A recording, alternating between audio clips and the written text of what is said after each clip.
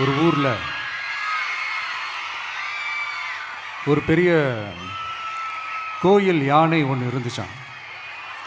அது ரொம்ப உஷாரான யானையாம், அதை ஏமாற்றவே முடியாதான். அப்படிப்பட்ட அந்த யானையை அந்த ஊரில் இருந்த ஒரு ஒரு ஜெகஜால கில்லாடி ஒருத்தர் வந்து ரொம்ப ஈஸியாக ஏமாற்றிட்டாராம். எப்படி ஏமாத்தினார் அப்படின்னா, அந்த தேங்காய் மூடிக்குள்ளே இருந்த அந்த தேங்காய்க்கு பதிலாக சுண்ணாம்பை வச்சு அது ஒரு நெஜ தேங்காய் மாதிரி அதை ரெடி பண்ணி அதை யானைக்கிட்ட நீட்டி இருக்கிறார். யானையும் அந்த தும்பிக்கையை வச்சு அதை வாயில் போட்டு சாப்பிட்ருச்சான். பக்கத்தில் இருந்த ஒரு நண்பர் கேட்டாராம், எப்படிப்பா, அது ரொம்ப உஷாரான ஒரு யானையாச்சே, அது எப்படி ஏமாத்தின?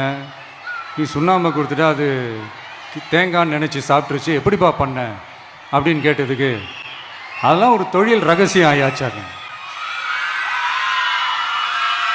அதுக்கெலாம் ஒரு எக்ஸ்பீரியன்ஸ் வேணும், அதெல்லாம் உனக்கு தெரியாது அப்படின்னு சொல்லி கடந்து போயிட்டாங்க.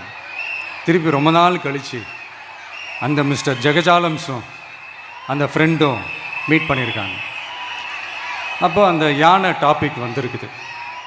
அப்போ அந்த ஃப்ரெண்டு கேட்டாராம், பாவம் அந்த யானை அது உஷாரான யானை தான், எப்படி ஏமாந்துச்சுன்னு தெரியல, எனக்கு என்னமோ அது வந்து அன்றைக்கி ஒரே ஒரு தடவை தெரியாமல் ஏமாந்துருக்குமோ அப்படின்னு நான் நினைக்கிறேன் அப்படின்னு அந்த ஃப்ரெண்டு சொன்னான். உடனே, ஓஹோ, அப்போ உனக்கு என்னோடய டேலண்ட் மேலே உனக்கு நம்பிக்கை இல்லை அப்படியா, சரி இப்போ பார்க்கலாமா, செகண்ட் டேர்ம் என்ன பண்ணுறான் பார்க்குறியா அப்படின்னு சொல்லிட்டு திருப்பி அந்த யானைக்கிட்ட போய் ஒரு வாழைப்பழம், அந்த உள்ளே இருக்கிற அந்த பழத்தை எடுத்து வெளியில் போட்டுட்டு உள்ளே ஒரு பஞ்சை வச்சு திருப்பி அதே மாதிரி ஒரு நெஜ வாழைப்பழம் மாதிரி அதை ரெடி பண்ணி தெனாவட்டா அந்த யானைக்கிட்ட நீட்டியிருக்கார். அந்த யானையும் தும்பிக்கையை அப்படியே பக்கத்தில் கொண்டு வந்து அவனை ஒரு சொல்லிட்டு அப்படியே தூக்கி போட்டு, அதுக்கப்புறம் என்ன நடந்திருக்குன்னு உங்களுக்கே தெரியும்.